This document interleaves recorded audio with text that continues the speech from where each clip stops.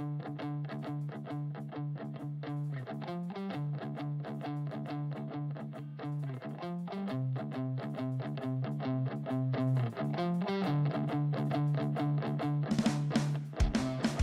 it's a Friday, and we're looking for the sunshine. It's gloomy here in Los Angeles. I don't know where it is for you, Alden. Alden?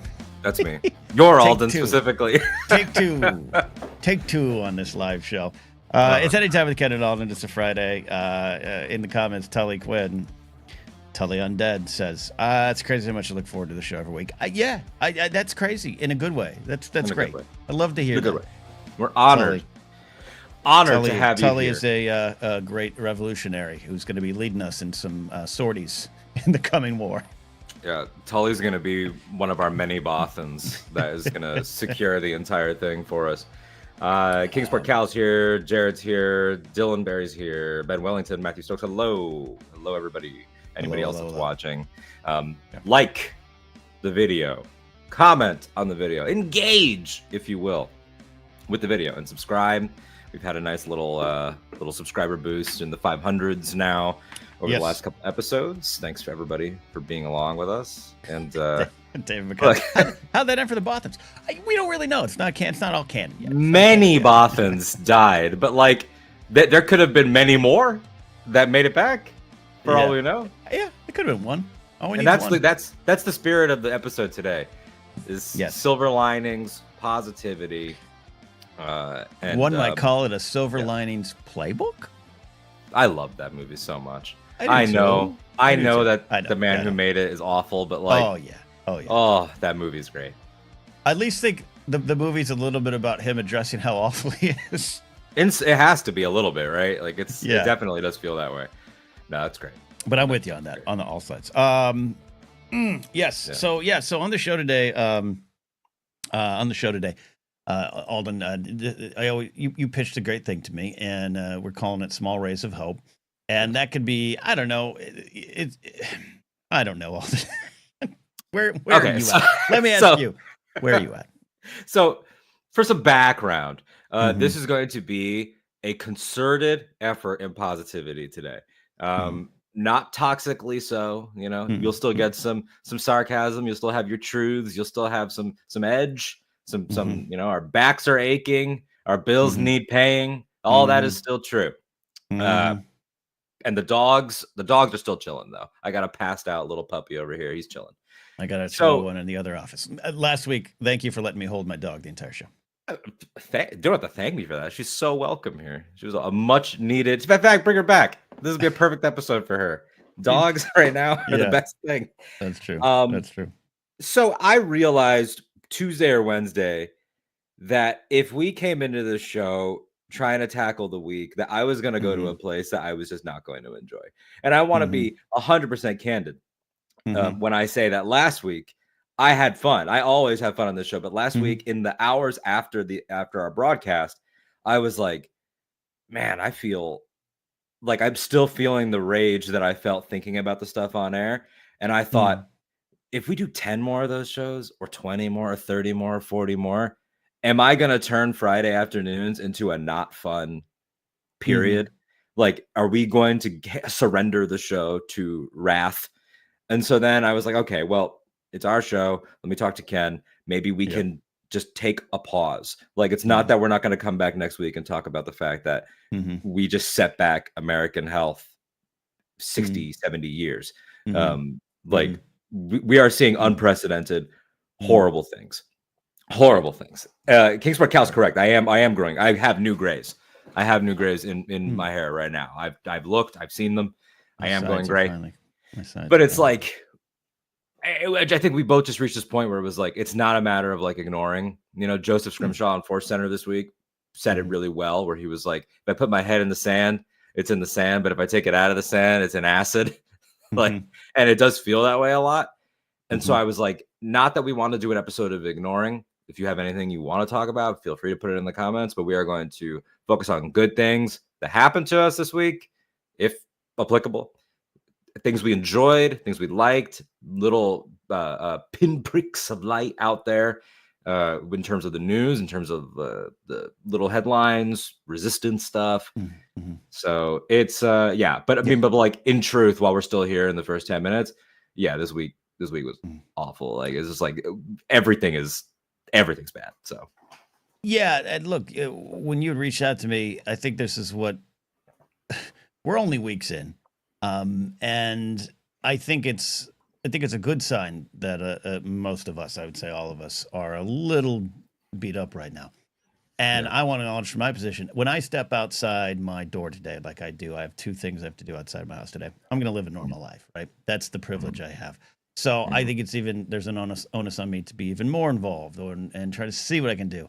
Um, and because others here in our chat, others here in our lives don't have that opportunity when they step out today. They have to face this. They have to face it in their house, quite frankly, too. So Yeah. I think sometimes from my position too, it becomes a little bit of a drive to stick your head in the acid. But I think it's still important to be able to celebrate all things. That's what we're fighting for. We're fighting for that return to normalcy, to invoke a political slogan from the early 19th century, 20th century, excuse me. Yeah. That's the drive, and that includes dogs, cats, video games, and all those things. So I think it's there. But I'm in the spot you are, and I've had a lot of conversation with friends in my life who are where you're at, right? Yeah, it's like there, you can feel sort of the pivot point in your mind where you're like, the next few decisions I make, even small ones, like what am I podcasting about with my friend Ken? Like those small decisions that like nothing we're doing here is going to change our situations, but like you start to realize like the moment to protect my peace is happening. And it's like the decisions that we make about how we're going about our normal tasks are going to determine if we have the bandwidth to endure what's coming. You know, you need to take your rest periods and everything, and you need to find your moments with your friends and with your family, you know, to like I've had to even like acknowledge this week that I've been too hard on my family, not in terms of like they're doing something wrong, but like just too you guys got to pay attention. You guys got to know, like, because I keep bringing the news, like, to my mother, to my sister, you know, to different people, updating them constantly and everything. And I realize, like, oh, I'm just like in the effort to, like, we have to be aware or else they win. It's not really helping them or the family. So I'm like, I need to curate more. I need to, like, deliver things more casually. And so it's like, yeah, like we're navigating a very different environment. This is not the same as Trump won. It's just not. It's already so radically different. So yeah, we're figuring it out. But yeah, encouraging all of you, no matter how silly you think it is. I don't care if it's that you leveled up in a video game and you felt good about it. You can throw it in there. Super chats, of course, are also active, not necessary, but definitely encouraged. I'm trying to go to the ale house later to get some chicken tenders. Zingers, as they are called there. So buy Alden Zingers. Hey, man. Whatever. Sorry, it for a takes. second, I was like, is that a comment? Oh, no, okay. No, Alden just wants Zingers. Yeah, it is Valentine's Day. What a wonderful corporate holiday. But I do think it's okay to stop and focus on love. I think much like, you know, I don't celebrate the history of Thanksgiving, but I do celebrate some of the things that are around it now. Gratitude, thankfulness. Like, okay, we can play with that while also acknowledging the truth. Valentine's Day, come on. You know, I've never enjoyed it, but today, focus on love. And then, and Alden, if you are your own Valentine today, get those wings. Get those wings. I think I am my own Valentine by default. I mean, you, of course, are in a long-term relationship. And so, but I don't know where either of you stand on this holiday. Or do you just not acknowledge it at all? Or no, we're gonna celebrate. I do have a show later tonight, 9:30. If you're local, come on out for a Valentine's Day special of Flappers Main Room. But we're gonna before that set some time. You know, I'm gonna go deliver some food because I got to make at least $10 today. Still at a 50% tip rate on people. If you use a delivery food service, for love of God, find some change in your pocket to tip. So then I'm gonna come home. We're gonna have a little dinner, watch some ghost shows, and I'm gonna go do some comedy. It's gonna be good. It's gonna be a win. It's gonna be a win. Hell yeah. Sounds like a nice evening. It's got a lot of things that you like in it. It's got grace. It has ghosts, comedy, money, hopefully. Like this is, I see only upside here. We got some discussion in here about Valentine's Day. Maddie Gunner says, I'm his Ladentine. That's cute. I didn't realize we had that. Because that Galentine's is obviously a thing. Especially because of Parks and Recreation with their Galentine's tradition.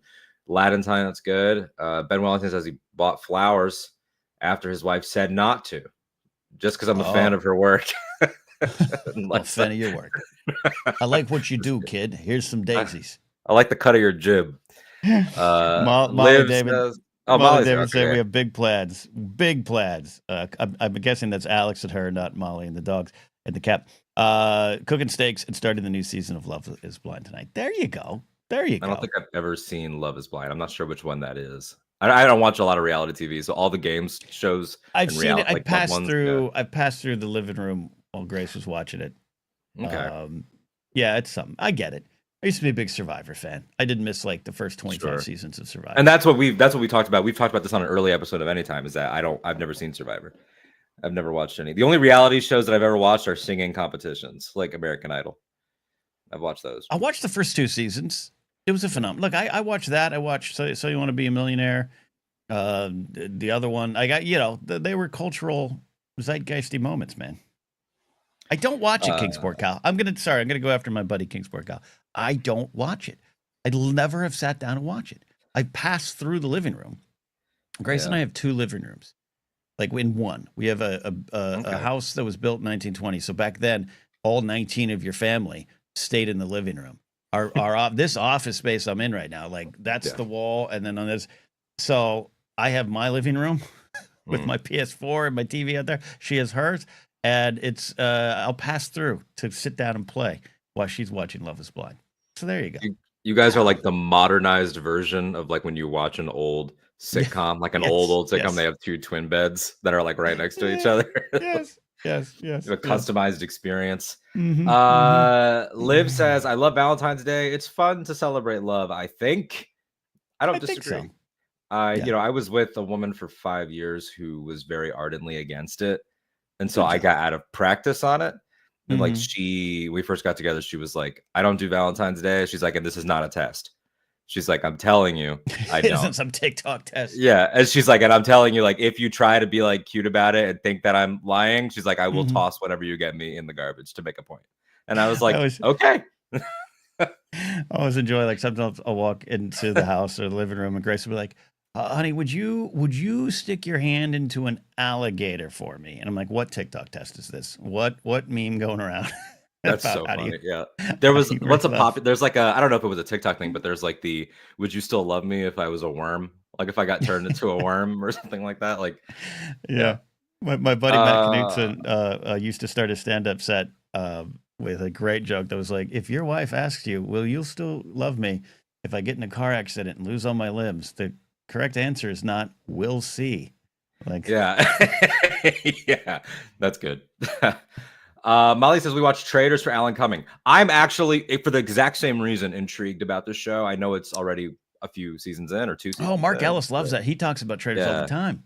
I don't even know. It works, I guess, in the same rules as like those Mafia games or something like that. Yeah. But I love Alan Cumming. I've loved Alan Cumming since Spy Kids 2 and X-Men 2. See, I was a baby. I was a baby when GoldenEye came out. Unfortunately, sorry. Him with the I know pen, that. right? I know that hurts. I know that hurts. Remember the pen? The pen. Well, I do now. I remember it now. Okay. Yeah. I'm looking here at the. By the way, can I acknowledge this will pop on the screen? I had I'm taking voice acting lessons right now, so I had a little prop. Oh, okay. So I have my prop cigarette. This is my prop cigarette, and I just had it at my desk. So all 3 of my live streams this week have been me just doing this. And it's just going to look weird to people. It's weirder than me holding the dog last week. Look, a fake cigarettes in my hand. I'm actually glad you did this because this is an interesting, just like societal topic, right? Since we're just riffing this episode, we need to acknowledge something. We need to acknowledge something that a lot of people in the comments, I'm sure, are going to have mixed feelings about. People have had their own experiences with smoking or smokers. Mm-hmm. And I want to acknowledge I'm not advocating for smoking. I'm going to say that right now. Mm-hmm. I'm not advocating for it. Lost my grandma to it. Yep. We've all been at least in some way affected. We just lost David Lynch. Lost George Harrison to it. Yeah. So it's like, let's acknowledge that right now is bad. But I will say we are in a moment right now when the aesthetic of smoking has never been cooler than it is right now. Especially for my lifetime. Like I came up, I'm 29. So we came up during the like, don't smoke. Don't like, smoke, push. idiots. Yeah. Like the don't smoke push was never stronger than when I was a child. Yeah. But now it's like, whether it's Charlie XCX or the whole cast of The Bear or Dua Lipa or Affleck or like it is so back in a way that it hasn't been in a long time. And the aesthetic is immeasurable.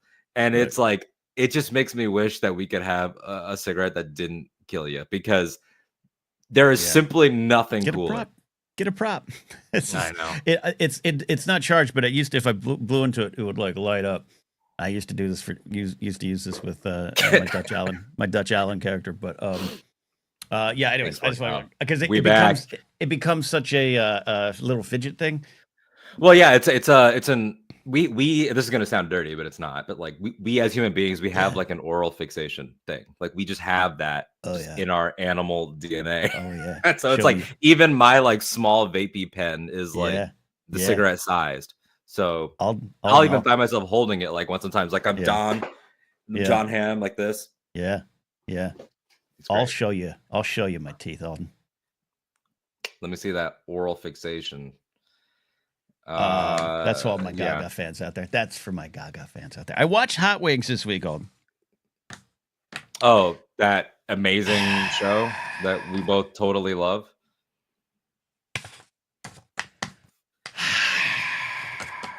Look, it's supposed to be a happy week, right? I know, we're supposed to be too positive, and I was about to launch into like how much I don't like something.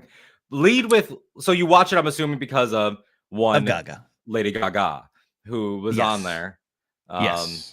I felt really wrong putting the emphasis on the wrong ga, but Gaga. Yeah. Stephanie sat down for some Hot Wings, and she did good. She did not spice out. No, she did not spice out. She's tough. Yep. New York tough. She didn't spice out. And look, there's some very good, well-researched and written questions read off a cue card with the personality of wet cardboard, and it burns my soul to its core. Positivity, baby. Positivity. Look, I could spin this into a positive take. I don't care for hot ones. I think it is a gimmick carrying an entire little operation. However, there is another show that is also definitely gimmick based, which has emerged as being a real force online. And it's called Subway Takes. Have you watched any Subway Takes with Kareem Rama? No. So he's in New York City, and it's exactly what it sounds like. He does these interviews while on the subway, and the guests are very wide ranging. There's people I love. There's people I've never heard of. He did one with Tim Walz during the election. Was probably when a lot of people, he got eyes on his show and everything. And I think Subway Takes, because he's a conversationalist very naturally, where I think that other parties maybe aren't. So yeah. Jared keeps trying to sell me sneaker shopping every day with the sneaker shopping. Jared, I wear the same pair of boots till they're destroyed. It's a good, by the way, I want to say this. The concept of hot wings is good. Yeah. Hot ones. The concept of sneaker shopping is good. It's great. Yes. Yes. It's too tied to my past job. There's people that used to take credit for that. Yeah. That I just know. Yeah. Go for it. Anyways. No, I hear remember comic book shopping? Do I remember comic book shopping? Yeah, I do. Do you remember it? Yeah. Yeah, I do actually. Yeah. I remember that. Yeah. Something. It was a spin-off of that. Yeah. Yeah. Comic book shopping. Yep, I remember all that. People talking about Ken's never gonna watch DS9, guys. I hate to break it to you, but you guys I'm never gonna watch DS9. I'm never going to watch DS9. You guys have to understand something. there's no part of me that wants to sit down and watch 29 seasons of that show, whatever it was, 22 episodes a season. Like, no, I don't. I don't have time for that. No, it's hard enough to get Ken to watch things that I know for a fact he'll like, let alone something that he might. You did? I just watched season 1 of Hacks over the weekend. You didn't text me about the. Hold on, everybody, shut up for a second. Everybody in the comments, shut up. We're talking about Hacks for a second. So, I've been trying to get you to watch this because it is about a writer and a stand-up. So, like, on premise alone, and I, it is my understanding that it is pretty truthful in its approach of the career, in how it is, especially for a veteran comic. So, I felt like you would like it, and you had been saying it went from, oh, okay, Alden recommends this, I hear it's good, to, oh, I put it on my list, and then you were like almost about to watch it. So you watched the first season. Watched the first season. Short review. Like I said, Grace was gone last week, so I fired up the old TV in the bedroom, which doesn't come on much, and I sat down. Me and Frances, she curled up next to me, watched. I powered through 10 episodes in like 2.5 days. I loved it. It's such a. It's got a. At least season 1. Again, I don't know where it goes. It's got this chill vibe. It's got a writing style that sometimes in the streaming era drives me a little crazy with the no big endings, or it just kind of leads into one. But also that's very relaxing when you're binge watching. And as far as the content, I think Jean Smart's great. I think everything she's touching on, again, in season 1, super talented legend who came up in an era with, where you just kind of had to brush things off to survive. It's the Joan Rivers of it all. It is, and this is weird. I know it's weird to bring it up, but the Roseanne Barr of it all, because for sure, of where it went. But I don't think you could overlook what she went through in 70s. She's a little bit of all of them, right? She's Lily Tomlin. Lily Tomlin, yeah. So it's great, and you're immediately pulled in by the characters. I think there's an endearment at play that I like. My favorite episode is where they went over to Ha Cafe, about 10 minutes away from me here, and that whole scene with Adam Ray that Adam Ray's playing. I thought it was great. I thought it was awesome. I thought it was saying something. Is that when she it's like the really broy comic that she offers the money to? Adam Ray plays the host that does the sexist stuff and everything. I'll give you 1.69 million. That was the episode actually where I was like, okay, Ken's gonna love this show. I'm glad that I was right about that, because that was what we want, right? That's what we want from our veterans. I think that the arc of Deborah Vance, without spoiling anything about where it goes for you, it is a perfect, what we talk about on the show, like generational exchange show, where like it's not just Ava's right and Deborah's old and Deborah needs to get with the times. Ava is also wrong a lot. She's very wrong a lot, yeah. And she has to learn from Deborah too. And I think that the light spoiler for season 1, there is a funeral at the end, not for a main character, but that funeral scene when she shows up and like brings laughter to it and everything, and the high heels that I told you about, like great, absolutely great. No, great. No, I absolutely love it. Yeah, I think it's true generational exchange, and I like that it did that. I like, you couldn't ignore her both accomplishments, and you couldn't ignore her story. Talk about Deborah Vance, Jean Smart's character. And I think it was well done. Yeah, so I'm excited. I'm going to find time for season 2. I'm also trying to read Reign of the Empire, 3 chapters into that. Yes. But it's busy to, being unemployed is the busiest job I've ever had. It's truly is. But anyways, I don't get lost in the weeds on this. I don't want this show to ramble too much today, but for me at least. But yeah, Reign of the Empire, which comes out still to the public in a week or so, right? I think so. Yeah. I'm just. I have a copy. You have a copy. Yeah. I was convinced Alexander Freed wrote it that morning and put it in my mailbox. It's so. Yeah. Did he just read Ground News like I did and write about it in Star Wars? It's insane. Yeah. Yeah. No, I'm excited to check that one out. I'm reading. I took some time away from the Star Wars books because I try to alternate Star Wars book and non-Sar Wars book. I often fail at that, but I was doing The Message by Ta-Nehisi Coates, and then I went back to the Mace Windu novel that I had not finished, so that's been fun so far. Reign of the Empire on deck. And then spinning out of the Hacks conversation, if we're talking about things that are making us happy, we are now officially in 50th anniversary of SNL weekend. So Oh, that's right. tonight That's is on Sunday. Oh, what's tonight? Sunday is the episode. Tonight is the live show from Radio City Music Hall, the homecoming concert, which has Gaga and a bunch of other Oh. people. It's like Gaga, Oh. Miley, I think maybe McCartney. It's like basically everyone that would answer Lauren's phone call is going to be performing. Is Technotronic there? I do not know. From the Fred Savage episode? No? Yeah. Okay. So he tells me they will not be paying tribute to the Fred Really? Savage one. Okay. So that's tonight, and you know, I kind of skipped over my logic there, but for those of you that don't know, the main character, one of the main characters in Hacks, is the daughter of Lorraine Newman from SNL, so there's a connection there. Yes, I found that out I found that out before I watched the show, but I found that out not too long ago, and which I got no opinion on it either way. Yeah, she's great. Yeah. No, yeah, she's really, really talented. She's got a stand-up special as well. So it's been cool to see this week that like the SNL 50 like press tour has included people from every generation. Like they had like all the like veteran women like go on like The View and shit. Like so you get like Lorraine Newman and like Jane Curtin and like all these people are out there, which is really fun. I saw Stern. Stern had on a hodgepodge of just like random cast members and Mikey Day, so and a lot of other folks. Yeah, so it'll be fun to see what they come up with for Sunday. And looking there. I'm gonna try to watch that. I gotta put that in my calendar. Not the thing tonight. I'm gonna be able to catch it on a replay, but Sunday. 15th anniversary special was really kind of the first show I actually sat and watched like live. So. I remember the 40 like it was just the other day. It's been a very fast and weird 10 years.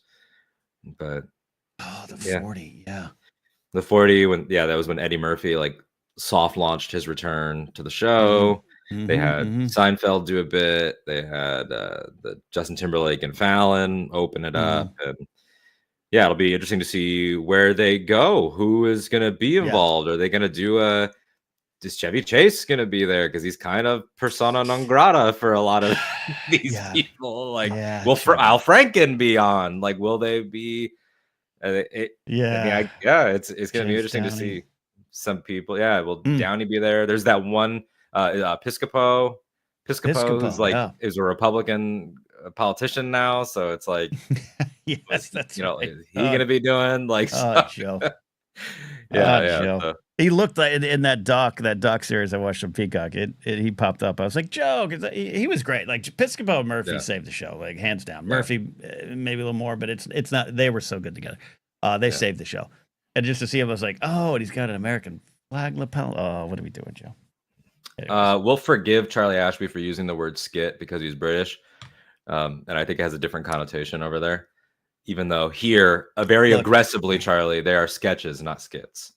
I've been the leader of that aggression, and you know what? I'll release the aggression today. It's pointless. There's more things in the world. There's more point. But Lorne Michaels shares in your philosophy. He also it's a sketch. Yeah, a skit is what you do at your Sunday youth group. Do you have a favorite? Show. Do I have a favorite sketch of all time? God, from SNL, because obviously all time anywhere is hard. Of SNL. Of SNL. God, man, it's they all race into my head at once, and a lot of them are tied to experience. They're like, I don't know, Wayne's World with Aerosmith comes to mind, but is that the best sketch of all time? No, probably not. The best cold open of all time is Steve Martin's Not Gonna Phone It In Tonight. That I'll stand by. Like, it's tough because, like the Cowbell was great. I watched Cowbell live. Like, I actually thought and that doc on Cowbell was great. I look at Cowbell the way I look at Admiral Akbar, where a lot of us who were there were like, the It's a Trap thing became something. Like, that was just a thing. Akbar wasn't celebrated as everyone would have you believe in 2000. Contrary to popular belief. So Cowbell was like, character arc. But like there's some of those Tina Fey that French whore sketch, the Tina Fey sketch that comes up a lot, which maybe doesn't stand the test of time as much, maybe, but that's one of the most like I died laughing kind of sketches for me. So it's tough. But then I go to a lot, then it's like some of them are from 84, the Martin Short and Harry Shearer as the synchronized swimmers might be my all-time favorite SNL very thing. Good. It's very good. Hey, I know you. I'm not a very strong swimmer. Like that to me, I think but it's not live, right? And it was during an era where Sure. half the show, more than half the show, was taped, and it was an all-star season. It was weird and different. So I don't know. I don't know. This is really difficult for me too because I've gone back and watched a lot of the classic, from specific actors, like best of DVDs or different things like that. Mm-hmm. So it's like my frame of reference is kind of all over the place for the different eras. And so it's like, I don't want to pick something super recent or from like my childhood, but honestly, to pick a recent one, there is from one of the Adam Driver hosting ones, not a Kylo Ren undercover boss, which got all the attention, which are very good. Those are both very good. And you could tell that like Bobby Moynihan put his whole heart into those. But it is Adam Driver playing a character called Abraham H. Parnassus, who's like an old oil baron. And it's like 80 Bryant is the teacher, and they're doing career day at school. And he comes in to talk about essentially like kind of like a There Will Be Blood type philosophy of like crush your enemies and grind their bones into dust. And that just pleases me so much. It's so funny. Thank God everybody. Yeah. Oh, Ben Wellington was there for that. Oh, yeah, that's amazing. So good. That's amazing. Yeah. I love that Adam Driver is one of the great hosts, because that's what's special about SNL. Is it makes a lot of sense that they're great hosts, but then someone like Driver, whose reputation is of an hyper super intense actor who is not to be trifled with and has that. I don't even think that's fair or accurate to him. I think he's just serious and good at what he does, and the fact that he's just like, yeah, let me be all in on this. It's similar to Christopher Walken showing up. He shows up. Yes. Walken's become a hack impression that comics do. He becomes, everyone's got to walk and all that stuff. He showed up. He was like an Oscar winner. Like it was like the Deer Hunter guy. He was and suddenly doing the Continental, which is one of my all-time favorite sketches and stuff like that. So yeah, I love that kind of stuff when it happens. Do you have a favorite, just as a side version of the question, do you have a favorite recurring? I know you mentioned Wayne's World already, but do you have a favorite recurring character or segment? I guess outside of Weekend Update, because that's kind of a cheat.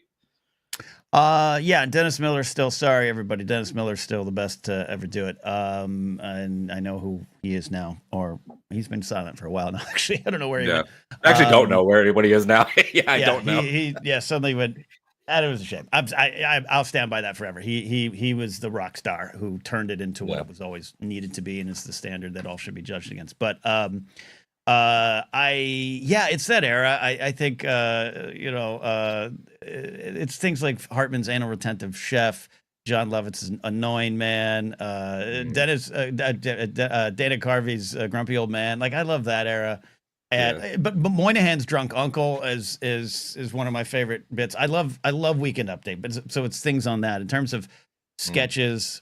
Yeah, again, it's not just the old thing you're going to go to your college years. It's just things that you were there for, experience, like Wayne's World. Watching Wayne's World explode, being in the theater for that movie was, life changing. That you could do that thing, the comedy thing on a stage, it suddenly turned into a movie. Like Wayne's World will probably always be my favorite recurring sketch. I love Wayne's World. I'm also a big fan. I like Sandler in general, so I'm a big fan of Opera Man as a recurring character.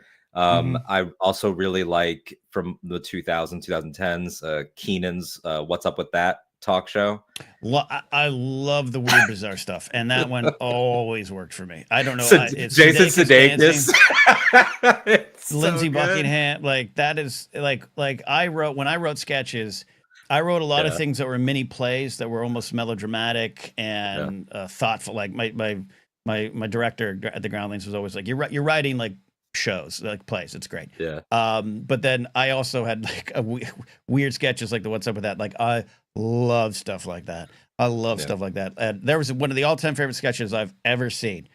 Was at the Groundlings, and I think it made it there during our class. This is our class, 2002. It was Mikey Day and Brian Keith Etheridge. Brian Keith Etheridge, writer, producer, comic, actually was doing stuff in Ukraine on Ukraine television shows when the war started. Had to get out of there. And then Mikey Day is on SNL, and they put the sketch up. I remember on like pitch day, and I think it made a show. And Brian's on a couch. Sorry, indulge me in this. Brian's on a couch. And he's just sitting there. He's like kind of like looks like a white trash guy. Mikey Day knocks on the door. He opens the door and he's like, "Dad, I think you're my dad. I was adopted as a kid. I found you. You're my long lost dad." And this earnest moment, and then Brian just turns and looks at him and goes, "You like to fuck?" And he's like, "What?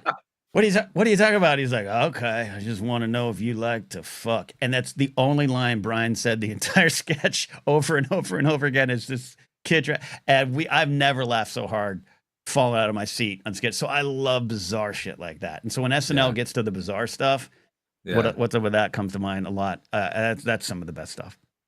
Agreed. Everybody's got some great shout outs here.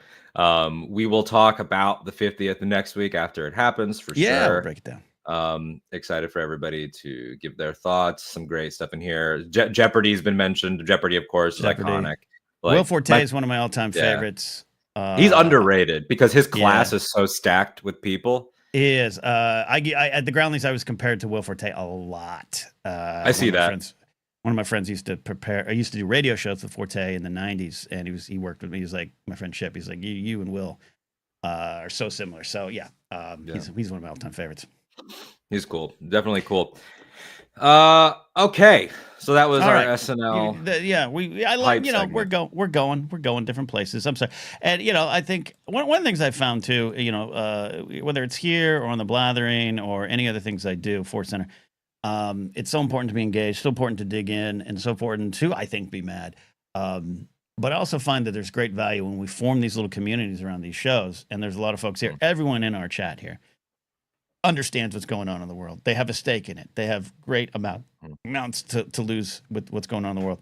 But sometimes there's value in raging, and sometimes there's value just coming here and having a cup of coffee and hanging out. So thanks for letting us do that today. It's true. It's just objectively true. Like, it's like you can't, you can't just be on all the time, I think is sort of the theme. And again, everybody that's joining us now, leave personal good news, leave societal good news, leave little things that have been giving you hope, drop them in there, whatever it is. It could be as simple as like you potty trained your kid, because that's a victory. Like, it's like whatever you want to do, whatever it is. I'll start us off with a little thing that I saw. Would you permit me to share some good news, Ken? Yes, please. This is in the category of small acts of resistance. I thought this was very cool. I shared it on Blue Sky, where you could follow us at anytimeonair.bluesky.social or .social.bluesky, whatever the hell it is. Outsider Comics in Seattle is a comic book store in Seattle that I was not familiar with, but I will definitely give them my money if I ever visit Seattle.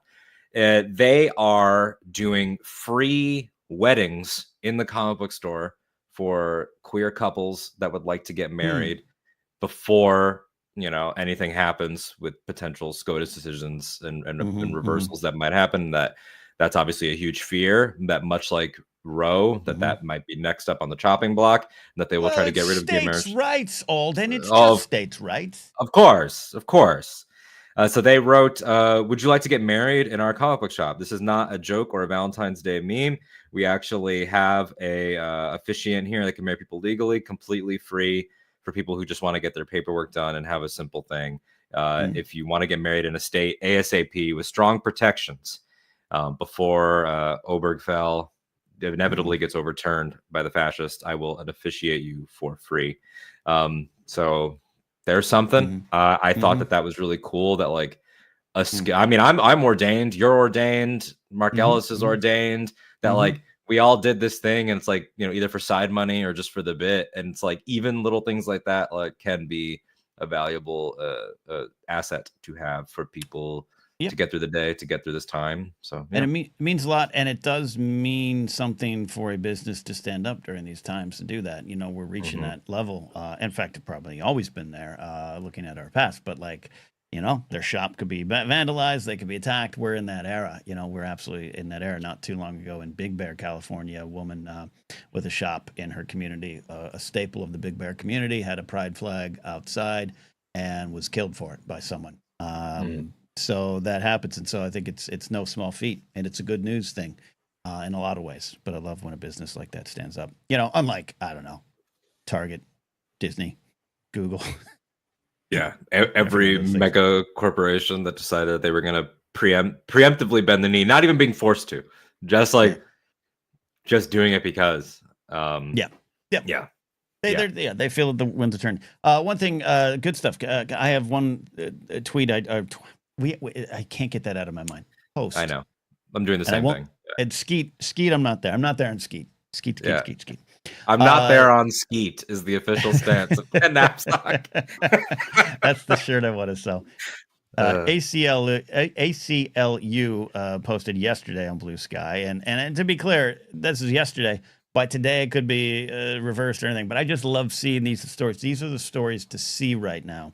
A federal court temporarily blocked President Trump's executive order aiming to restrict access to gender-affirming medical care for transgender people under the age of 19 nationwide. Major victory for freedom to access life-saving care. Yeah. I just like seeing stories like that, whether they continue to hold up, whether they'll be challenged, whether this is just this boondoggle, which might be part of the GOP playbook of, yeah, let's do this thing, and then it'll all get mucked up in the courts and the chaos, and we'll find our way to come out on top. It could be, but I think it's important to highlight stories like that too.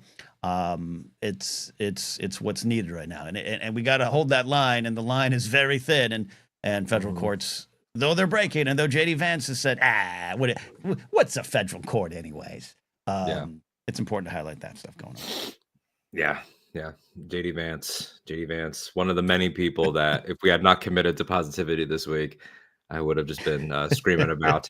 Yeah, no, you're right. I mean, these little things. I mean, there was one that I texted you about, like in terms of like environmental news and science news, that India has doubled its population of tigers over the last 12 years. So their new statistics came in and everything and are saving them from potential extinction. And it's like little things like that, like, you know, the courts blocking something, comic book store weddings, tigers coming back, like little things like that. You have to start microdosing victory. Like you have to start like going over to like the hors d'oeuvres table of the world and just grabbing little things to like for sustenance. Yeah, man. You need to. And everything's you know, when you post some not, well, posting good news is different, but there's a lot of folks I think posting good things, even with what we're talking about here today, of just, hey, this week maybe it's a foot off the gas situation for us. That can easily fall into platitudes. That can easily fall into meaningless words. You know, did Princess Leia take a day off in the Galactic Civil War? I don't know, maybe, but also, you know, she was told to go relax and get married after it. Like, you know, there's a little bit of self-preservation going on. And we're acknowledging that too, but I do like seeing the things out there of trying to not get dismayed. That is part of the playbook. Try not to let cynicism take over, though it's impossible at times. Anger is a great clarifier. It's not necessarily something that's going to burn and keep you going forever, but it's something that's okay. But it can also eat you up inside. So go have that ice cream. Go, you know, do those things. And we keep saying that stuff, but this week I saw a lot of those things that stood out to me too, of people just saying, hey, they're not winning yet. It's not done yet. It's not done yet. And it's important to keep going. Yeah, no, 100%. And you do, whether Leia took a day off or not, we do not canonically know. But I would imagine that sometimes on those long space flights, you know, she would just turn on a hollow and just try to soak her feet for a little while. Like, you know, I took my nephew to see Captain America last night. We both sat there with our Swedish fish. Oh, interesting movie choice. Okay. We just I'm a Swedish fish guy, man. I prefer my all-time favorite candy, period, end of story, is Reese's peanut butter cups. But this why we're Regal friends, buddy. movie, dude, the best. That's why we're friends. Why we're friends. I'll go with Reese's anything pieces, peanut butter cups, peanut butter logs. I'll put a big Reese's log in my mouth. Okay. So I'm so glad you said that. Not just particularly the log in your mouth part, but that you will try anything Reese's. There's a Reese's Big Cup, right, that we've had for a few years now. There's a new Big Cup that has an extra slight inner layer of chocolate lava. Brother. All right. Dude, I was at Wawa the other day and I put one of those things in my mouth and I was just like, man. Hey, I love when you put something in your mouth and it just keeps on rewarding you all. Especially at a Wawa. Yeah. I'll head to my favorite restaurant, 7-Eleven, and see if I can get one today. There we go. A lot of people. Hell yeah, so much Reese's love. Yeah. We got some good news to share. And if you got some good news, put it in here. We'll try to start. We actually have a super chat and a question from Jared. We'll get to the thoughts on Mad TV. I do have a lot of thoughts on Mad TV. Most of them actually pretty good from back in the day. Ben Deuce is all the boycotting is saving me so much money. That's a good thing. That's a good way to look at it. Ain't wrong. I love that. Extra Adds up. cheddar. Had a job interview last week. Granted, it was virtual, synchronous interview, asynchronous interview, but it was exciting. I love that. One of my small wins this week. A lot of people know I've been searching for, since losing my full-time YouTube writing job in January, been searching for just work, any kind of work. Anyone want to hire me? And not a lot of people don't or do. But I got a, hey, you're passed on to the next round of consideration, which was the first time in a month I've been acknowledged for applying to a job. I've applied for a lot of things in my industry, outside of my industry. No one's been like, cool, no, or man, not you. But this is the first time I got a, you know what, we like you. We're gonna move you on to the next round. So we'll see what happens. Good news. So extra cheddar. That's a good thing. Hell yeah for both of you. The job market is ass. This was the worst January for the job market since the end of the Obama years. So it's like by a lot too, and it's awful for everybody. So if you're out there job hunting, there's a lot of, I think, shame attached to it, and a lot of like you're just getting pummeled. And if you express to people like that you're job hunting, there's a little bit of like a, how could you not just like make it happen? Like, how are you? I think there's a lot of bullshit that goes along with it mentally. So it's very hard to go through. And so it's hard to go through. Also, it's like, you know, there's that, like, at the end of the day, I guess you'll go work at Del Taco if you're going to be homeless. And it's like, well, great. That doesn't cover the bills. I'd have to get 2 full-time jobs. And that's part of the just smorgasbord of shit that's going on. I'm sure you've seen by now Bill Burr's rant that's going around, his new rant. I've not. Which one? So Bill Burr on his podcast, this was either yesterday or the day before, because I'm seeing it now posted everywhere. He went on a rant where he talked about this in response to a listener question, I believe, about the job market and everything, and how he was like, you can't even work, you know, you hear Bill Burr saying this, you can't even work 40 hours a week in this country and pay your bills. You know, these billionaires, these rabid billionaires should be all hunted down. And, you know, it got obviously more violent than I'm going to say here on YouTube, but like once again, every week shifts more into being a rebel general. I'm telling you. I've been following this Burr thing, and I was just talking about this with our buddy Ken Plume last night. We were talking about another comic who I have mentioned in stories on this show, who kind of he's starting to promote a comedy show as no victims, no DEI, no masks at his show, and he's correctly getting shit for it, but he won't care. His name's Quinn Dale. I've known him for 20 years. But we were talking about that, and go to the Bill Burr of it all, where I'm like, is he getting radicalized? Like, is he going to do this full swing? Because he's always got the, I'm just a comic, both sides, I poke at both sides energy, and I can get it to a certain point as a comic. Trust me, I really do get it. But I'm just seeing more and more of Luigi has pushed him more and more, where he's just like, let's take a wrecking ball to it all. And he's a dude who's generous.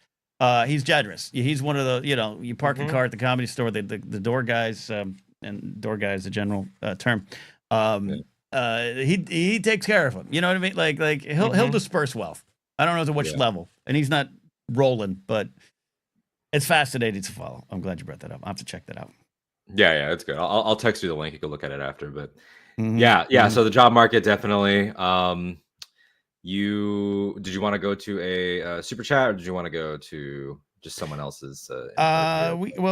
Kingsport Cal's got 2 things. Well, first, Amaranth, good to see you here. I managed to work for about 20 hours on a freelance project this week. Not paid yet, but the first non-caregiving work I've done in over a year. And Amaranth, I know you have been doing the caregiving thing in your life, and that's a thing, man. That's an absolute thing. So.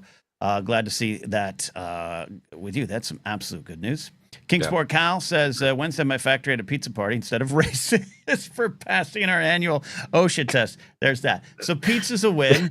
I had pizza last night, and you know, sometimes you're just like, F it, we're having pizza. But Cal, there's 2 things. One, you don't have to worry about passing OSHA tests in the future, because they're going to get rid of that. And, you know, celebrate having a job, I guess, which is, that sucks to say. But Kingsport Cal did pass the gold on to us there with a super chat. Says, if you put out a shirt with the new Blathering logo, I'll buy it. But it has to be in black. Also, no good news to brag about. Nice to see you, too. Hey, seeing us is a good news. Yeah, we'll try. I got to put some Anytime merch up on the Fourth Wall Shop. I got to put that logo up, and then I got to put. There is blathering merch available, Cal, just not shirts yet. So, yeah, we got to do that. Got to do that. Yeah. Look at Eli. They got rid of OSHA in Star Wars. Now they're getting rid of OSHA in real life. Ooh, too soon. Yep. Looking here. So we got Cal's is. I'm just looking at the chats here. We'll do the Mad TV thing later. We'll talk about that before the end. Just looking to hear other people's good news. I know that there were probably some that were just in the comments that I'm just looking for. We have some good news. We have some personal good news. Yeah, what's that? Is that I'm going to see you in May. We found out that right. Yes, I'm going to Los Angeles in May. This is my announcement for anybody that's in LA that wants to try to see me or whatever. So I'm going to be in LA for May the 4th to watch just to watch Star Wars. That's the only reason I'm going. Watch Star Wars. That's okay. Just going to watch Star Wars at the Academy. So that's gonna be fun. Yeah, we got a date planned. You, me, and Nikki Kumar. Yeah, we're going on a date. Let's see. Anyway, guys, you guys gotta drop some more good news in here. Rings of Power confirmed for season 3. Great. If you're just joining the show today, some Vermont Mike checking in. Of course, as always, like the video so we can fight the algorithm gods. But also, we are kind of taking the foot off the gas today and sharing wee bits of good news, whether it's in the news itself, some federal court fighting Trump or something like that, or I don't know, some German yelling at J.D. Vance as he leaves the building. I don't know. Is that out there? Can we find that clip? Or just something in your own life. I don't care if it's, hey, had 2 gallons of ice cream on Tuesday. That's a win. We're sharing it. Kingsport Cal, I have not seen the new Severance, but I'm really excited to watch it. I'm going to watch it after the show. Very excited for that. Incredible show. Molly says, good news. I know what planet I live on in Star Wars, but I want to know your answers.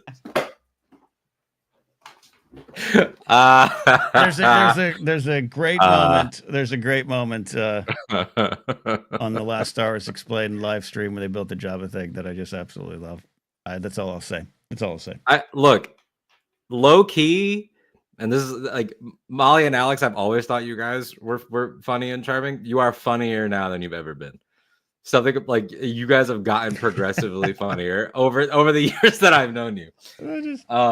Because they're locked in that studio 24 hours a day, 7 days a week, and they're going crazy. That's what I think. That's what I think it is. I mean, like Molly, obviously you have the ability to just like come on whenever, no pressure. But like we did mention last week that Buffy was coming back, and we had punted it to this week, and then I had my meltdown in the middle of the week where I was like, forget all plans. We need to talk good news. But Buffy coming back is good news to me. That's my take. What is what's the feelings on this? What's the scope? I didn't watch Buffy, familiar with it, obviously. But what's the setup? Who's behind it? So there have been rumblings. You know what I'm asking. Yeah. There's been rumblings about a Buffy reboot for years, first and foremost. Like that, this is not an out of nowhere thing entirely. There was a talk of a reboot that would just pre the truth of Joss Whedon coming out. There was a similarly to the I'm with Conan O'Brien movement. People spun that off into an I'm with Joss Whedon movement against rebooting it without him. Oh, how the times have changed. Then there was talk of doing a sequel series in like 2018, and there was some different things, et cetera, et cetera, et cetera. It's been gestating. It seems like he is not involved here at all, based on what we know. I would imagine that he will get like a George Lucas credit just legally, like the characters created by, I don't think you can avoid that just in terms of the guild, because it's Joss Whedon is guilty. He's guilty of being a verbally abusive asshole. He's not guilty of crimes that would remove him from the guild. And so it's like, hard to say. But Dolly Parton is still an executive producer. Many people do not realize she was a producer on the original series. I didn't know that. Through her company. Yeah, I think her company's like Sand Dollars or something like that, or whatever. So you got her. We got Chloe Zhao, who is won Best Picture for Nomadland, directed Marvel's Eternals. She's going to be doing the pilot. Sarah Michelle Gellar confirmed to come back, and she's been speaking about it now. So it's early days. They're being openly cautious. Like, we think we're on the right track. Let's write and make this pilot and see what we got, and then we'll get it's gonna be a Hulu green light. It seemed like it would be, because Disney owns Buffy via the Fox rights. So it's gonna be interesting. It'll be a Star Wars situation of like, what's canon. Like, they might have to do a canon reset, because Buffy did have many comics over the last 20 years that could continue the story. Yeah, creators of Poker Face are on it. So yeah, what characters are coming back? Yeah, we'll see. But yeah, it's interesting. It's one of the. It's probably like a show that I think has more of a leg to stand on. Like, sometimes they bring these things back, like Roseanne or Frasier or whatever, and you're kind of like, what are we doing? Like, what's the plot? But like Buffy's original series, if you ignore the comics, did end in a way that opened up the universe. Spoilers for a 20-year-old show, but Buffy, the whole thing is that she's the chosen one. She's the Slayer. There's only ever one at a time. Yeah. The series finale of Buffy, every girl around the world that could be a Slayer becomes a Slayer. Right. And so it's like, she's not alone anymore, and everyone has the power. We'll see what happens. All right. I like it. Yeah. It's got legs, and it knows how to use it. Yeah. That's interesting. Yeah. No, I know a lot of Buffy fans. It just I never plugged in on that, but yeah, I think and it was so big at the time, and I'm glad to see it come back if it makes sense. That's good. It's a win. Indeed. Very good news. And if it does go to series, Molly Damon is going to launch a Buffy podcast. Are we holding her to that? She said it, not me. That's not my original thought. She said it, and I will hold Molly to it. Buffy explained. Go for it. Buffy explained. Go for it. Coming in hot. Let's see. Lunacy's comment here. Willow having a girlfriend was a pivotal point in my life. Yeah, I mean, Buffy, it's one of those things where it's like, Buffy is it's a time capsule. It's a product of the 90s and early 2000s. There's a lot of stuff that we can go back and apply our current lens to, especially with the knowledge of who was driving the ship creatively. Yeah, there's a lot of that stuff. But I think it is an exercise in multiple truths, without a doubt. Is the 90s male feminist gaze the feminism that we need? No. Are the strides that the show made undeniable? Yes. It does exist in both. It's very George Lucas in that way of like, is it great that there was only one woman in the OT? No, it's not. It's not great. No. Was that woman influential forever? Yes. Yes. So, yeah. Yes, indeed. Molly says, I sing some of the Buffy musical songs every time I do karaoke. Well, that's another reason I'm going to be upset I'm not making it to Japan for Celebration, because that would have been a great karaoke party, I'm sure. I can also do Lauren Romo checking in from Detroit. Never seen a single Buffy episode. I did watch the 90s movie, though. Yeah, the Christy Swanson MAGA Republican in Santa Clarita, California. Well, Romo, order yourself a Detroit-style pizza. Sit down and start watching. I'm not going to watch, but you can. I'm also not going to eat the Detroit style, but I support it, and I'll watch Buffy with you, Romo, if I can order my own pizza. That sounds good. Jared wants to harass me to bring back cash. I thought, yeah, Jared, why don't you send about 30 more of those $2 super chats?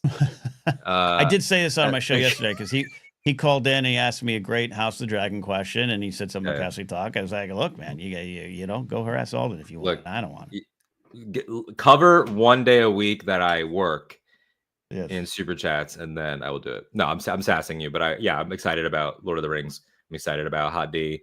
They confirmed Night of the Seven Kingdoms will be a 3-season run. They're talking about some stuff. They also said they have the next spinoff after that actively being worked on. So it's like, we're going. We're good times coming up here. Okay.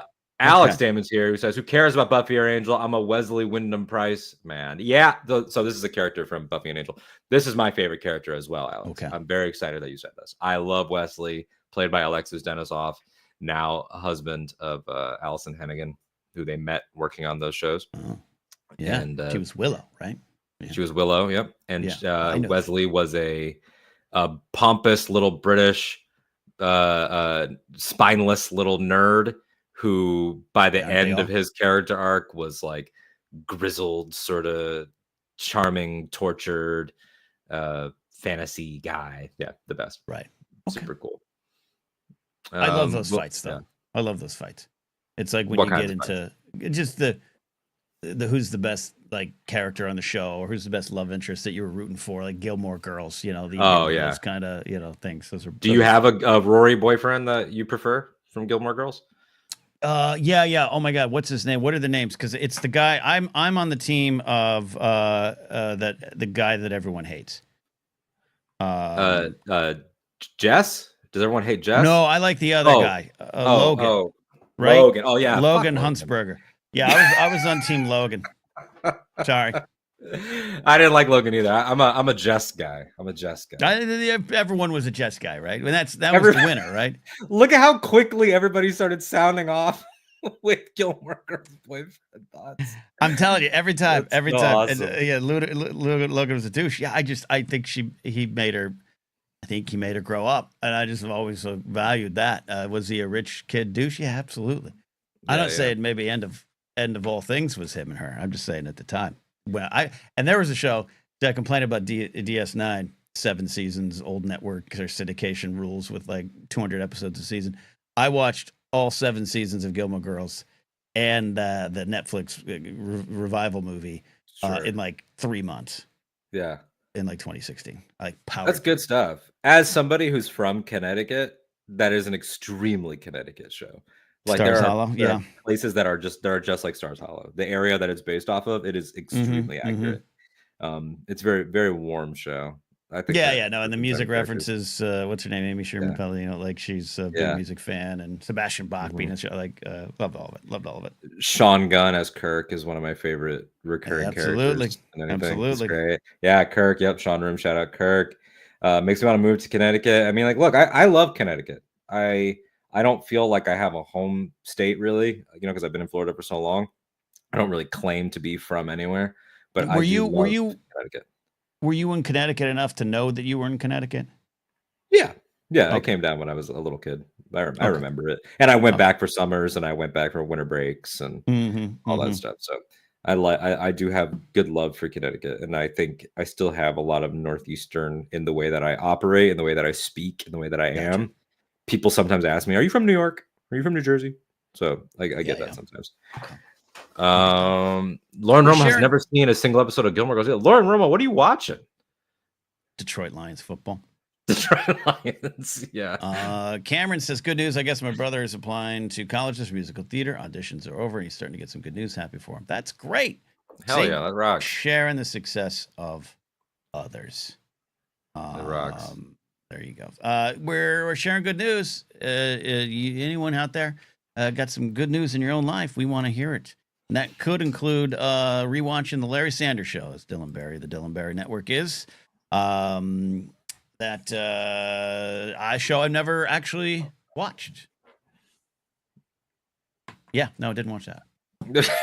You're like, sorry. Just to fact check myself. I did start to watch it because I have access, but when it was on, I didn't have access to HBO.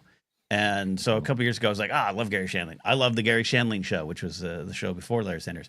And I watched it, 5 episodes or something, and I just forgot to keep watching it. That's what I do. This is an extremely specific comment from Molly. If I were to do drag, I'd do Emily Gilmore. Oh, yeah. That's so awesome. Okay. Down at the Pink Pony Club. Okay. Sometimes I wonder what my drag persona would be. I mean, I don't think I have the acumen to correctly create one. I won $500 at a work party last night, straight to rent. Big City 2000. Hey, that's what you got to do. That's what you got to do. Romo says I've been watching wrestling lately. Is that better? That's better. It depends on what wrestling it is, but yeah, it is better. Luna CS Comfort 2000 show. For me, I'd answer maybe Ed. I don't get to watch it anymore, but Ed, Tom Cavanaugh, Julie Bowen, Michael Ian Black, produced by Worldwide Pants. One of my favorite shows of all time. A lot of comfort. Tom Cavanaugh was a recurring character in all of the CWDC stuff, starting in The Flash, and he is an excellent actor. He's great. He elevated all that material all the time. He's really great. If it's comedy, my 2000s comfort show is How I Met Your Mother. How I Met Your Mother is one of my favorite shows. Never watched. If it's 2000s like fantasy, more genre, Angel, of course, the Buffy spinoff. If Avatar: The Last Airbender, Smallville. I was a Smallville kid. Obviously, you know, I grew up in the era of talking about wrestling, 2000s wrestling. John Cena era WWE was 2000s TV for me as well. Yeah. Okay. Good. 100%. Good. Wrestling's always comfort for me. Yeah. Molly brings up one of my all-time favorites, Arrested Development. Love that. Yeah. Yeah. Let's see. Kingsford Cal brings up Sopranos. That's a good one. Sopranos. Yeah. Yeah. It's hard to sometimes place certain things as 2000 shows because they cross over, but Sopranos. Oh, yeah. Sopranos is 2000s, but like you look at like Breaking Bad starts in the 2000s and ends in the 2010s. So right. That's like Curb Your Enthusiasm would be my answer, but that could be an answer for like 3 decades almost, which is crazy. Yeah, yeah. Mad Men, one of my favorite shows of all time, is a 2000 show that ends in the 2010s. A lot of people saying Community. That's a great answer. Yeah, The Last Gasp of Chevy Chase, where it's like it's so unfortunate that he was such a prick because he's great in the show. Yeah, it was too real, huh? Too real. He's extremely funny in that show. Yeah, absolutely is. I think Community's Advanced Dungeons and Dragons is one of the funniest things ever created for television. Yeah, no, there's some great episodes. There's some all-timers for sure. Yeah. Some of the paintball stuff, everything. Yeah, oh god, yeah. I regularly in my mind will hear Chevy Chase yelling, "I won that Dungeons and Dragons, and it was advanced." It's good Chevy. Let's see. Jared had asked what the best wrestling match ever is. Oh, we're clicking each other again. You're good. Sorry. I Vermont Mike says Wings. I love Wings. Wings is a good show. Wings. The greatest wrestling match of all time. Best wrestling match ever, which is hard to say best, but like your favorite, I guess, is more. Yeah, that's really tough. Like my personal favorites are Bret Hart and Piper, WrestleMania 8, and Bret Hart and Bulldog at SummerSlam. What was that, 92? So in the current game, the most recent one, the 2K, in the WrestleMania showcase, you get to play Piper Bret at that Mania. It's so fun. Oh, really? Oh, that's great. Yeah. And my wrestling knowledge over the years has dipped. But that was the 2011 Punk Cena in Chicago.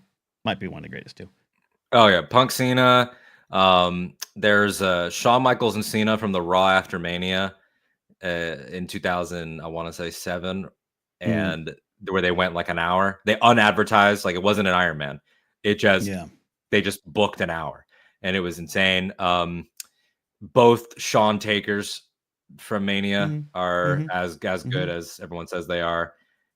Punk Taker Mania, I think recently, Bryan Danielson, Will Ospreay from AEW Dynasty is maybe one of the greatest things I've ever seen ever in my life. Like it was just out of this world.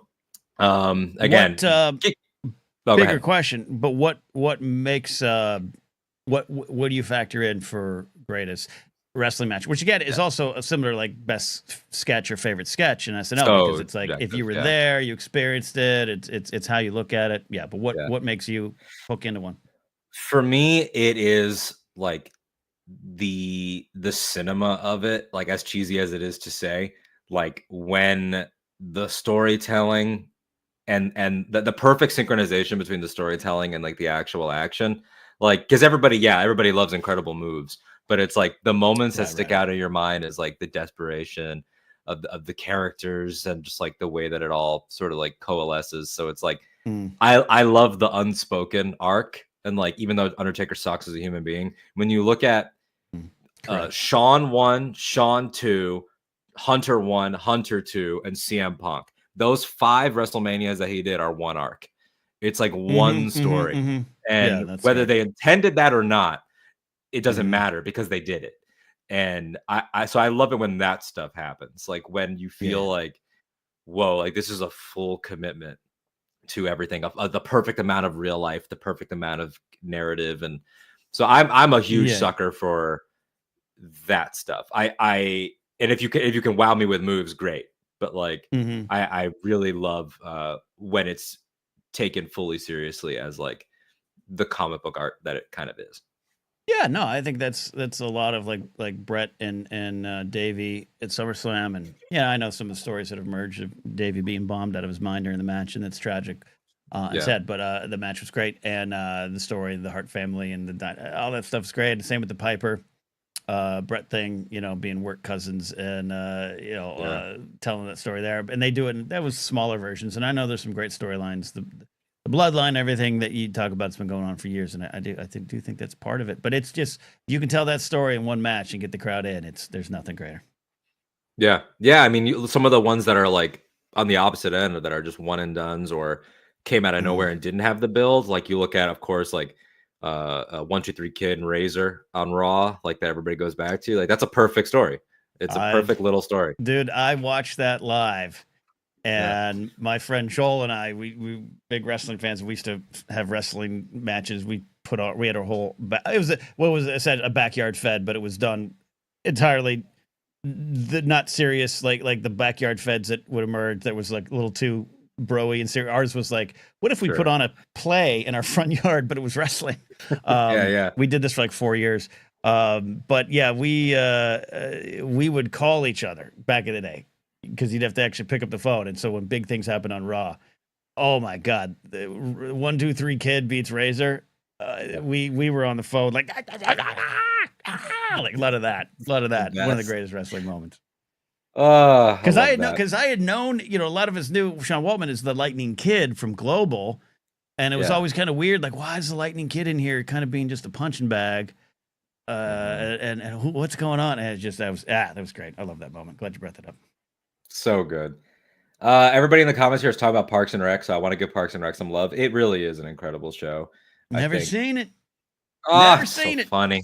I don't need to sell you on it. You know who's involved. It's it's got all those great people, Amy Poehler, Nick Offerman. Yeah, nothing against. It's one of those Chris Pratt.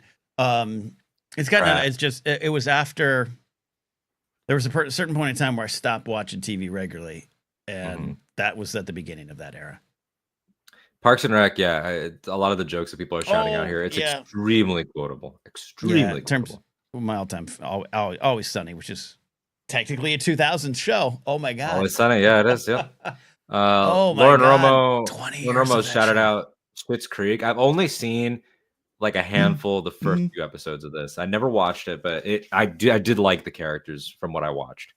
No, it's great. It's good comfort to it. It's got one of my all-time favorite lines from season 1 of "So you're pretty. What's that like?" is one of my all-time favorite lines. Absolutely killed me. The character of Ron Swanson, brought up here, all the bacon and eggs you have. Like Nick Offerman's character there, I think is like eternally funny, but also eternally misunderstood. Like you see a lot of people now that are like, Ron Swanson, he would vote. He would be a Trumpy. Like there's all those like, what would fictional characters do politically? Ron Swanson would not be a Trumper. Ron Swanson doesn't believe in government, and he's inherently distrusting. So I think there's some media literacy stuff that happens with even Parks. 30 Rock. I thought shout out to 30 Rock. 30 Rock's great. I haven't watched all of it, but that's our friend Nikki Kumar's like favorite comedy. I might do that's one of those casual while I'm working out rewatches I might do one day. And yes, there's some things that pop up that don't stand the test of time too. Totally get it. Tip the cap to that. Acknowledge it. But it's pound for pound, second by second, one of the funniest shows ever written. There's that joke that was going around because of the Bob Dylan movie of Alec Baldwin and 30 Rock, where he's like, if I wanted to sleep with a hippie, I'd return Joan Baez's phone calls. Like there's like little shit like that is it's like, just so specific. Yes. You're in a tuxedo? Yeah, Lemon, it's Friday at 5:00. I'm not, whatever. It's like, it's just, it's perfection in a lot of ways. Even some of the things that I know, again, aren't perfection. It's just, it was amazing. I know Svetnik's talking about the show that ended too soon was Last Man on Earth, which is Will Forte's. And Lord and Miller. And as much as I don't love Lord and Miller from some of the behind the scenes shenanigans and Solo, they're behind that show, and it's absolutely one of my favorites. Yeah, I have that one. I've never watched, but would like to one day. I'm looking here to see if there's any last good news things that I had. Yeah. We're winding down, everyone. We're so winding if you wanna, down here. Thanks for yeah. letting us have this. Seriously, thanks for letting us have this show. And I think it's not just about us; it's about you in the audience. A lot of you out there in the audience, you're up and fighting every day for your very existence. You're fighting for the existence of those around you. You're fighting for everything. We understand it, and we want to make this show be about that fight too, because we're involved. But I think sometimes we all just need a lazy Friday morning and afternoon. I really do. Yeah, if you got any other good news, look for it. And let's continue too. I saw Dan from Food in My Beard saying too, of like, hey, I was going to even last week tell you guys, let's find some good news. I think that's important because I think it is happening, not just in, hey, I had ice cream today, but things out there on the front lines. There are little things happening, and if you don't see them, it's easy not to. And you do think you're just being smashed by the opposition, because in many ways we all are right now. Yeah, like we are in an unprecedented bad time, in the truest meaning of the word. And it's like we say that all the time, and I've lived my entire life in unprecedented times. You know, being like a kindergartner during 9/11, it's like we've never known a precedented time. But yeah, I think like any little act of gumming up the works of resistance of New York refusing the extradition for the doctor that Louisiana is going after, like even little things like that. Did they refuse that? Did they? Yeah. Okay. Yeah. Yeah. So there's little things like that of like people standing up for individuals and people standing up for little things and teachers. You know, I should have brought this up earlier. This is personal good news. It's not even good news. It's just something nice that happened that relates to what we're talking about, thinking about teachers and how they are standing up every day. Every time a teacher clocks in and teaches something real at this point. Yeah. You know, every time a teacher goes and like assigns a piece of literature, like opens up a history book and says something real, that's a win. So I got a message, and I had texted you when it happened. I got a message from a student at the high school I went to. So I was class of 2014. We talked about it late last year. I went to my reunion.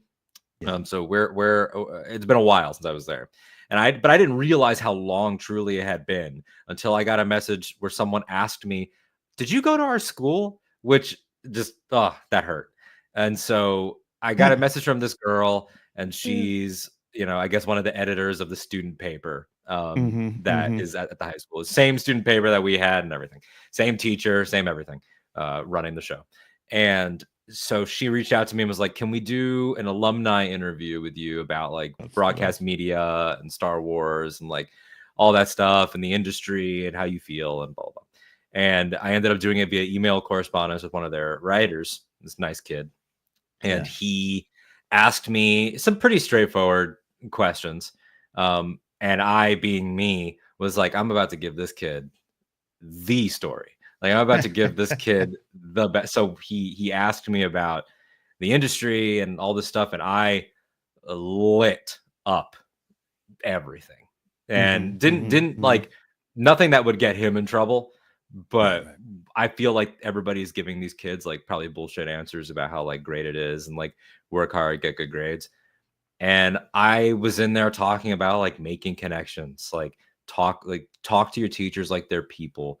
Check in on your friends. Some of you are depressed right now. You don't have the language for it.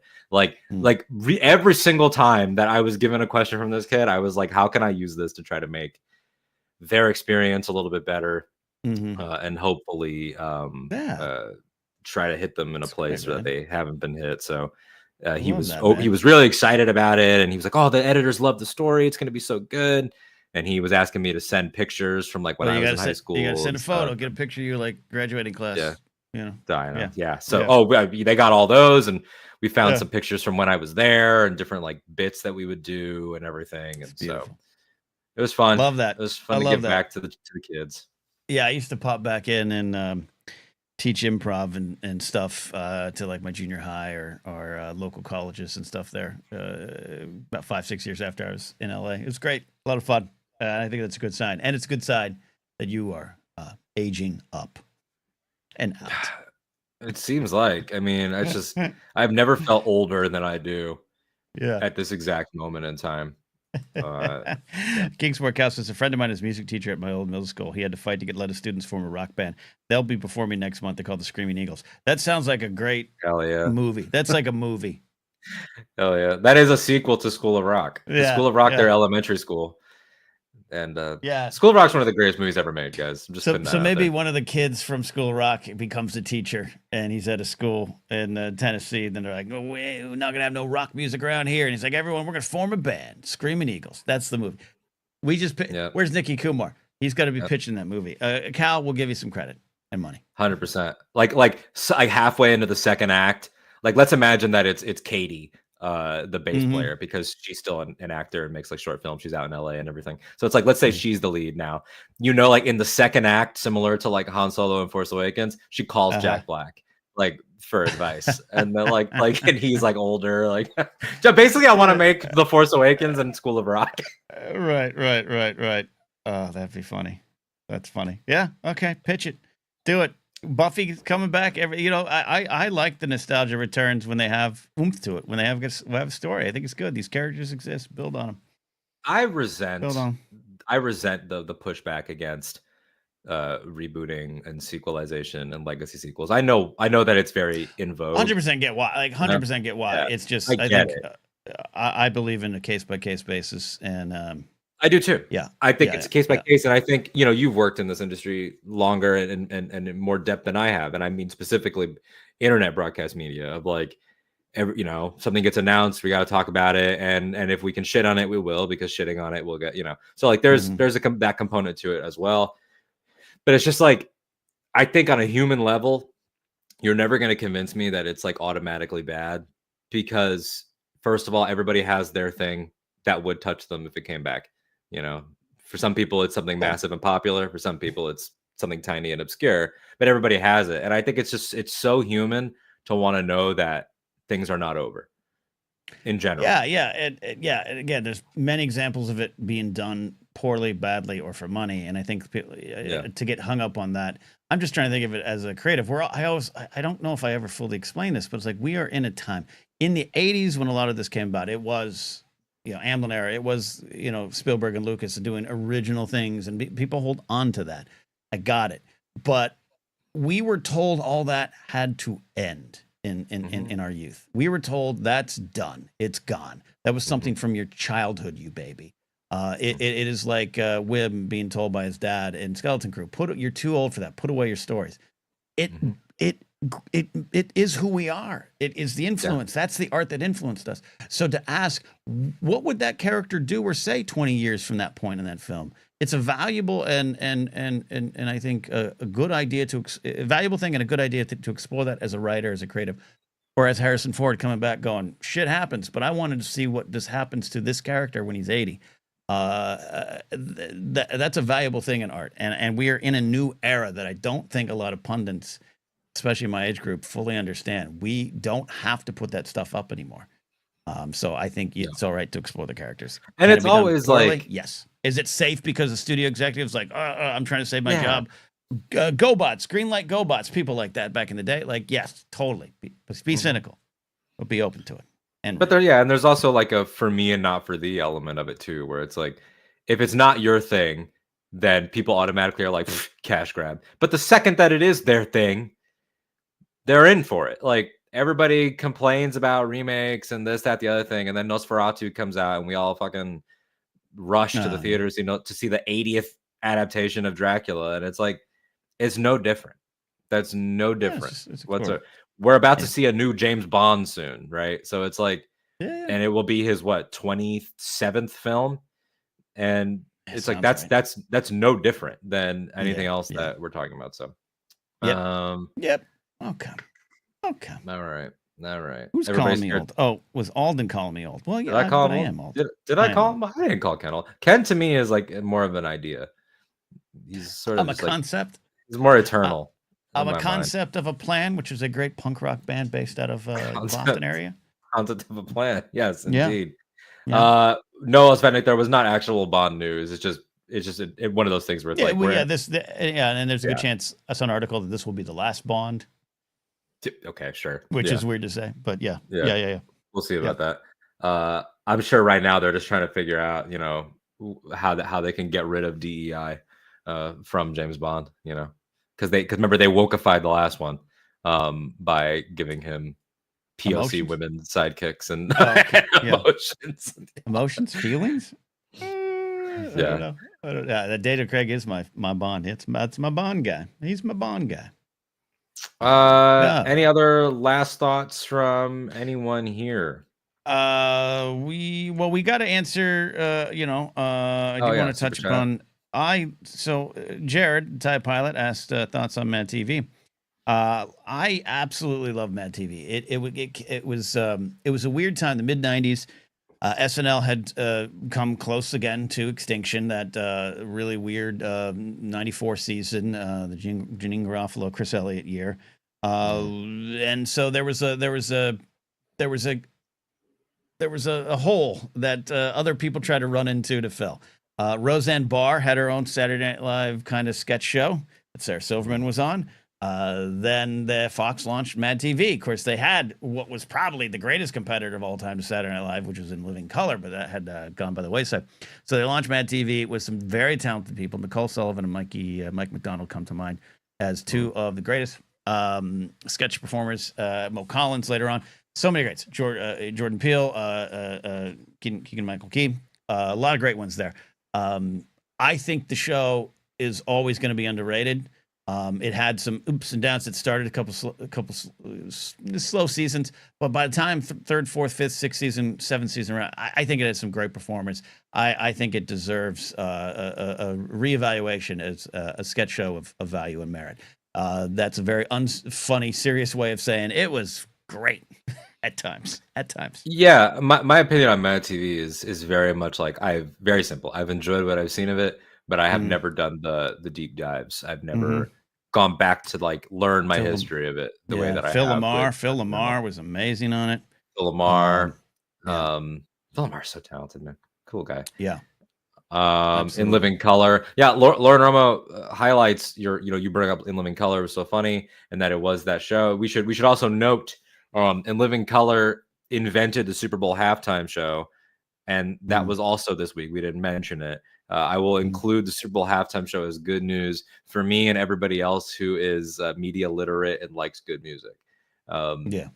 Because it was awesome. I loved it. I had a great time with it. It pissed off all the right people, and even the people that didn't piss off that are still in that team seem to not understand it. They saw red, white, and blue and thought it was on their side, which is like hilarious. Like that was my this is a step forward finally. after the kneeling. We're finally here.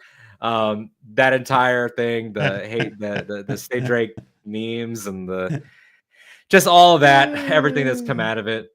Absolutely, it was great. Yeah, absolutely. Well, there we go. I think we did it. Did we do it? Oh, and the Chiefs losing was great, just like as a thing. Yeah, Kansas City. Yeah. I was rooting for the Eagles for other reasons, but as people have said, I'm not the first to say it this week. Everything Trump touches dies, including Kansas City. Yeah, and Harrison, whatever the fuck his face is, that said women should get back in the kitchen, had a total goose egg performance, contributed nothing to the team, and went out like a punk. So we're there. We're there. That's the hottest year, but that's the most sports-like take you'll get from Alden Diaz. Is hating hating a team so much on principle that I was willing to cheer for a team. Svetnik was supporting Chiefs. It's all right to be wrong. No, he's from Kansas City. He's from Kansas City. It's all right. Yeah. No, look, you can't help. Trust me, you can't help. The players on your team make their own choices. Yeah. Well, buddy, how you feeling at the end of this here? I feel okay. I mean, it's like I feel all right. For everything to be better. Yeah, we're not gonna fix everything. I feel good. I'm glad we had casual conversation. As I've joked before, like this is basically like what they used to call hanging out before we decided we needed to like monetize everything that we do in life. If I lived in your vicinity, we would hang out all the time. Okay, we would hang out you would have to tell me to go away. Right. I love just sitting around and vibing. This is my favorite shit. I love doing this. what restaurant How do you would we be feel? at? I feel good. I Oh, feel good. that's a good question. My life is on shaky ground right now, but you got to look for it, and the world's on shaky ground. But personally, I go to bed at night. I don't sleep. I haven't slept for about 2 months. So, yeah, I need to just kind of sometimes chill a little bit. I'm gonna have a good show tonight at Flappers. Dylan Barry asked me early, what am I thinking about the set tonight? It's gonna be fun. Late night Valentine's Day. Don't know what to expect from the crowd. Mm. I'm gonna play it loose, and we're gonna have some fun, man. Gonna have some fun. Gonna have some food with my lady and my dog. Watch some ghost shows or something silly. We're gonna chase Bigfoot on a TV show or something like that. I'm gonna go deliver some food to people to try to make a little money so I can pay for things. If you want to go to my website, everybody, and buy a couple copies of my book right now, that would really help you, Uncle Kenny. KenNapzok.com. But yeah, I'm good, buddy. As best as we all can be, and that's important. It's important to say. Your buddy, our buddy, Scotty, J-Rod texted me this morning, and here's what we talked about. How is he We talked about Kiss. We talked about Kiss a lot. Hell yeah. He asked how I was doing and said, I hope you're having a good day. I said, buddy, we're going to have a good day. I'm up and breathing. Stand-up show tonight. My dog and lady love me in that order. We're going to be good. And he said on the same spot. And we're going to be good is the only thing sometimes we can hold on to, right? Yeah, I think so. You know, just trying, like, it feels like sometimes it feels sad to be like, I just got to get through the day. But then you can also look at that positively. Like, I'm going to get through the day. Like, sometimes it's just about framing. It's about tone. This question came in sort of late, so I will say, if you message me on Blue Sky or tag the show, I will give you a letterbox list of rom-coms that I have assembled from the year 2010 to now. For Dylan Barry asked, what romance movie should I throw on tonight? I have a lot of thoughts about which one you should throw on tonight. Down with Love was just added to the Criterion channel. You should watch that. That's my answer. I'll let you handle that one. I would just answer When Harry Met Sally again and again and again and again. Excellent. Excellent. There we go. Okay. I think that's it, buddy. I really appreciate that we got to do this today. We'll be back with Fire and Brimstone next week. Get ready, everybody. Grab your Bibles. We gonna preach next week. The truth or something like that. I don't know. Yeah, hey, we'll try. We'll try. We'll see you next time. Bye.